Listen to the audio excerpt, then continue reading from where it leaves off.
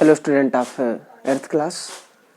We are studying understanding and tackling marginalization. In previous video we have understood about the different groups, different marginalized groups as scheduled tribes and scheduled caste and women and children. Okay, and their problem and the process of marginalization, how few people and few section of the society are marginalized and what are the problem they are facing. In this video we will try to understand about the step and the provisions in the constitution, provisions in our society to protect their interest, protect interest of scheduled tribes and scheduled castes. Okay, it means provision in the constitution. We will try to understand what provisions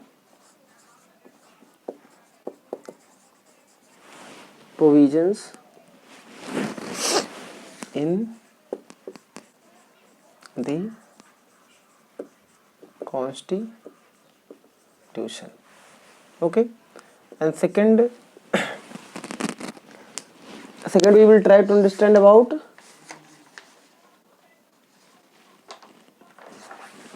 measures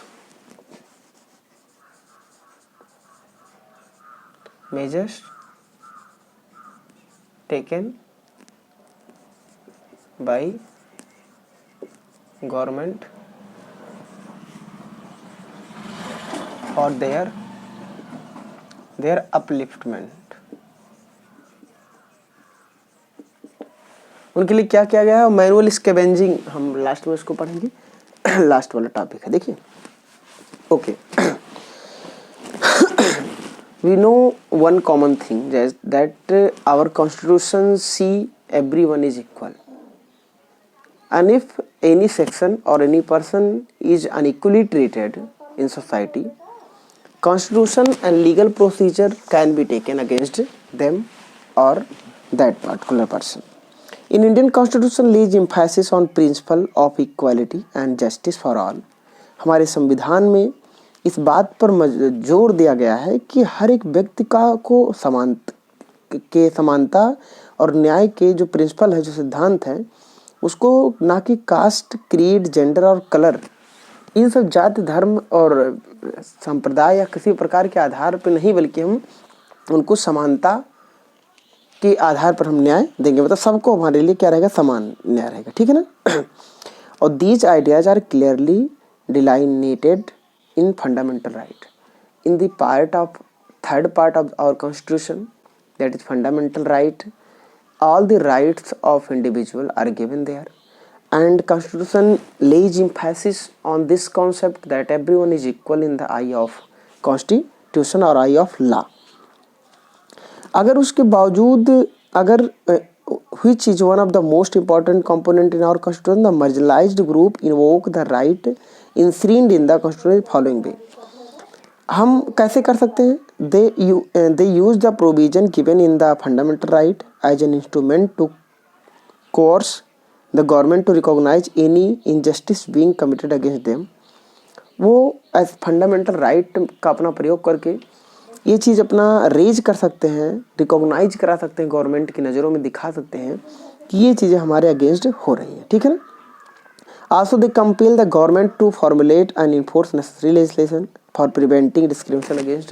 और इस बात को और भी वो focus कर सकते हैं कि कोई एक नेसेसरी स्टेप लिया जाए, नेसेसरी प्रोविजन बनाया जाए, जिससे उनको क्या, वो उनकी जो आइसोलेशन है, उनके अगेंस्ट जो क्राइम हो रहे हैं, उनके अगेंस्ट जो दिक्कतें हो रही हैं, उस पर एक्शन लिया जा सके.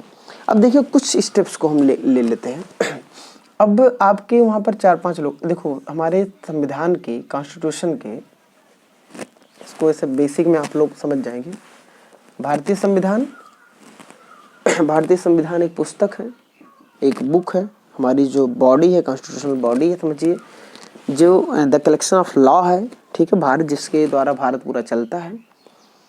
ये इसका जो पार्ट 3 है कॉन्स्टिट्यूशन का,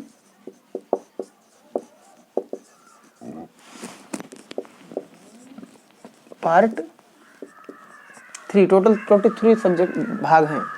पार्ट 3 जो है ये फंडामेंटल ड्यूटी राइट है. क्या है, fundamental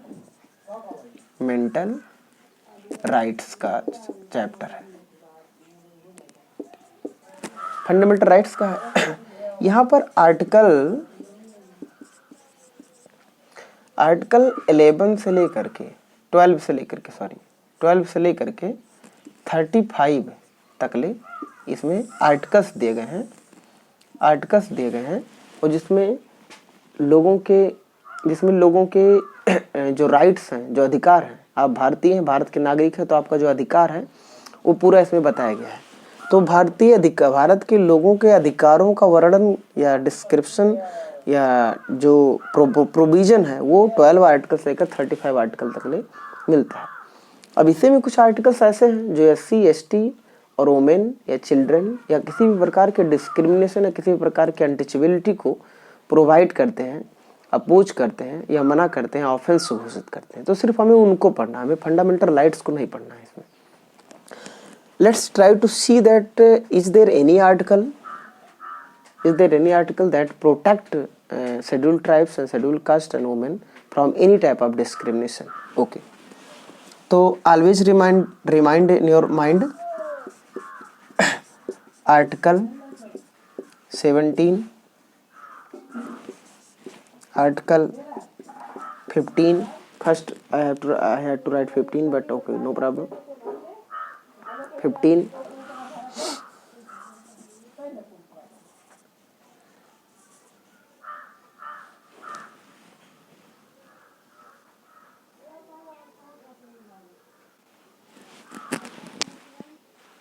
Here is explained only about two articles.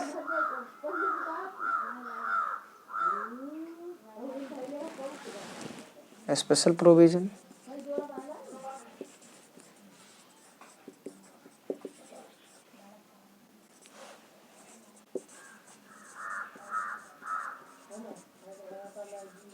Reservation,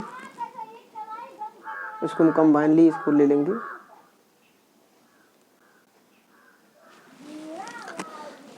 okay, देखिए article 17 of the constitution prohibits the practice of untouchability. हमारे देश में छुआछूत को अवैध घोषित करता है भारत के संविधान का 17 आर्टिकल कहता है कि किसी भी प्रकार की किसी भी आधार पे अगर कोई भी छुआछूत की भावना कि ये शेड्यूल कास्ट के हैं, ये शेड्यूल ट्राइब हैं, या कोई ये इस जाति के हैं, इस धर्म के, इनके हाथ से पानी नहीं पीना, इनको मंदिर में नहीं आने देना, इनको यहाँ नहीं जाने देना, वहाँ नहीं जाने देना, इस प्रकार की कोई भी प्रॉब्लम अगर आती है तो आर्टिकल 17 के दायरे में रह करके वो व्यक्ति जो एक्सप्लॉइटेड है, जिसके अंदर जिसको छुआछूत का सामना करना पड़ रहा है, उसको हमारी जो न्यायपालिका, हमारी सुप्रीम कोर्ट है, हाई कोर्ट है, उसको क्या करेंगे, उसमें जस्टिस देंगे। ठीक है, इसका मतलब क्या है, पहला स्टेप तो दे दिया गया कि ऐसे ग्रुप को हम इस तरीके से छुआछूत की भावना से नहीं देख सकते हैं, पहली ये सुविधा दे दी गई। दूसरा हमारा जो आर्टिकल 15 कहता है, state that no citizen shall be discriminated against on the ground of caste, gender, race, religion और प्लेस ऑफ बर्थ। भारत में कोई भी व्यक्ति इस आधार पर भेदभाव नहीं किया जा सकता उसके साथ कि वो किस कास्ट का है, किस जेंडर का है, किस रेस का है, किस प्रजाति का है, किस रिलीजन का है और कहाँ पर उसका जन्म हुआ है। क्यों कोई व्यक्ति किस जाति का है, किस धर्म का, किसी भी बैकग्राउंड से, उसको इस आधार पे कभी आप भेदभाव नहीं कर सकते। ठीक है ना। और similarly other marginalised group have drawn upon fundamental rights to protect their interest, particularly cultural and educational right. Various cultural and religious groups such as Parsin are treated as guardian of their custom. और जो उनके जो religious work हैं कि मतलब अपना वो religious जो फंक्शन, रिचुअल्स एंड प्रैक्टिसेस जो करते हैं, उसको भी अपना वो कर करके अपने अपने क्या करेंगे कि मेजॉरिटी है वो उनके ट्रेडिशन, उनके कल्चर को दबा ना पाए और वो अपने उन सब चीज़ों को भी कर सके। ठीक है।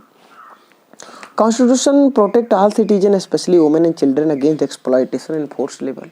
हमारा संविधान महिलाओं को और लड़कों, बच्चों को ये बढ़िया से प्रोटेक्ट करता है कि कोई भी व्यक्ति इनको फोर्स लेबर में, जिसको बंधुआ लेबर कहते हैं, कि मतलब ज़बरदस्ती बिना पेड, नॉन पेड लेबर में ना धकेल दें।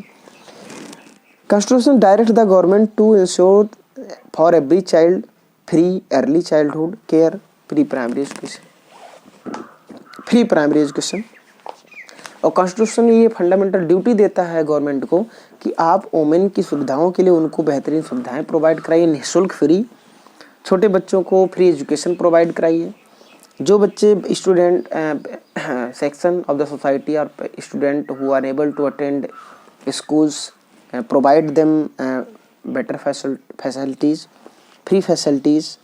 Constitution ensure fair distribution of resource and equal wage for both men and women for same kind.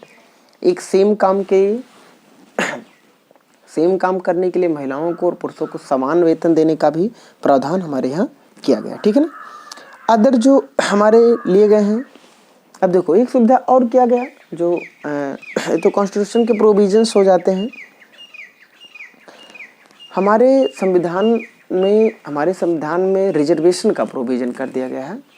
Reservation क्या है कि शेड्यूल कास्ट, शेड्यूल ट्राइब्स और वोमेन को एजुकेशन सेक्टर में, जॉब के सेक्टर में या अदर किसी गवर्नमेंट वर्क में उनको रिजर्वेशन दिया जाएगा। रिजर्वेशन का मतलब होता है कि उनको वरीयता दी जाती है कि आपको पहले जगह दे दिया जाएगा, उसके बाद अगले सेक्शन को दिया जाएगा, ठीक है। और ओबीसी अदर बैकवर्ड क्लास के लोगों को रिजर्वेशन पॉलिसी के तहत उनको हमारे जो एडमिनिस्ट्रेशन है, हमारा जो एजुकेशन, ये जो मेन स्ट्रीम की दुनिया है, इसके साथ रन करने का मौका दिया जाता है, ठीक है।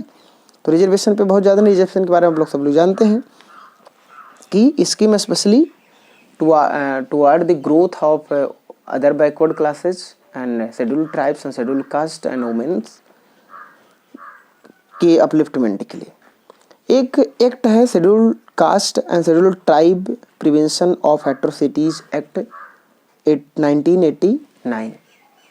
ये कौन सा एक्ट है? इस एक्ट के तहत SC/ST एक्ट भी कहा जाता है। इस एक्ट को जाने रहना, SC एंड ST एक्ट 1989।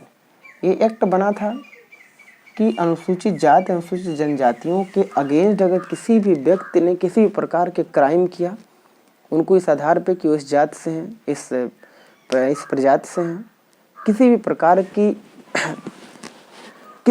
की ह्यूमिलेशन या किसी प्रकार की क्राइम या किसी प्रकार की टॉर्चर या शब्दों का, भावनाओं का, उनके गरिमा का, उनके आत्मसम्मान का, उनके डिग्निटी का, उनके सेल्फ रिस्पेक्ट के आधार पर अगर किसी प्रकार का अगर भेदभाव किया जाता है तो इसके अगेंस्ट उनको क्या किया जाएगा? एक बहुत लीगल और स्ट्रिक्ट एक्शन लिया जाएगा हमारी न्यायपालिका के द्वारा, ठीक है ना। किसी प्रकार का, देखिए अगर मतलब आप मान लीजिए जैसे कि किसी भी क्राइम अगेंस्ट करते हैं शेड्यूल कास्ट और आदिवासी वुमेन के साथ, या उनके डिसऑनर करते हैं, ऐसे उनको असाल्ट करते हैं, तो आपके अगेंस्ट बहुत स्ट्रॉन्ग लीगल एक्शन लिया जाएगा, ठीक है ना। और लगभग इसका जो स्पेशली रेज जो आवाज़ उठती है इस प्रकार के डिस्क्रिमिनेशन का इन जातियों के प्रति, वो 1970 से 1980 तक ले उठती है खूब तेजी से, ठीक है ना।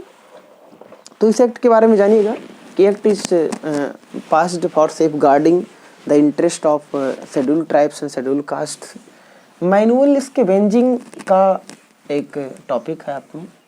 मैनुअल स्कैवेंजर्स वो होते हैं जो मैनुअली नाले, गंदगी, टॉयलेट, इन सब चीज़ों को क्या करते हैं? साफ करते हैं। मैनुअल स्कैवेंजिंग क्या है? मैनुअल स्कैवेंजर जो होता है,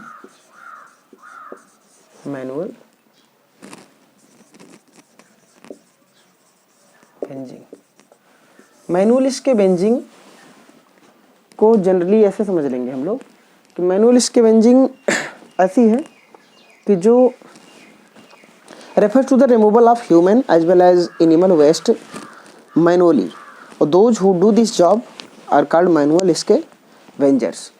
इनके कई बीमारियों को सामना करना पड़ता है। इनकी कई बीमारियां हो जाती हैं, skin disease, eye disease, respiratory problem, gastro intestinal disease, ठीक है।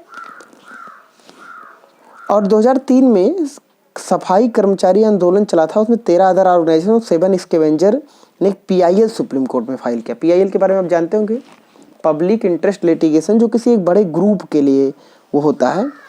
उसके बाद में फिर एक अपना मतलब कोर्ट का वो आया, प्रोविज़न बनाया गया गवर्नमेंट के द्वारा कि गवर्नमेंट भी इन जो आधिकारिक रूप से काम करने वाले जो मैला ढोने वाले, जिनको कहते हैं मैला ढोने वाले हैं, इनके भी जस्टिस, इनके भी ऑनर को ध्यान में रखेगी और लोग भी इनको मतलब एक रिस्पेक्ट की नज़र से देखेंगे। अगर इनको इस आधार पर अगर कहीं भेदभाव किया गया कि आप मैला ढोने वाले हैं, आप स्कैवेंजर हैं, आप गंदगी साफ करने वाले हैं, और इस आधार पर अगर उनके साथ कहीं भेदभाव किया जाता है तो इसके अगेंस्ट क्या हो जाएगा, एक्शन लिया जाएगा। ठीक है, तो इस तरीके से हमने देखा कि कुछ प्रोविजंस हैं बट वो ग्राउंड लेवल पे उतने अच्छे से वर्क नहीं करते हैं। सरकार हमेशा हमारी प्रयास करती रहती है कि हम इन सब चीज़ों को श्योर कर पाएँ। हमारी भी एक ड्यूटी बनती है कि हम ऐसे प्रकार की चीज़ों में अपनी एक बेहतर धारणा डेवलप करें कि वो सेक्शन जो या किसी भी सेक्शन को किसी ऐसे आधारों पर जो संविधान अनुमति नहीं देता उस आधार पर हमें भेदभाव ना किया जाए, वो बेहतर होगा। ओके स्टूडेंट, थैंक यू, और हम नेक्स्ट वीडियो में मिलेंगे नेक्स्ट टॉपिक पे किसी। Thank you.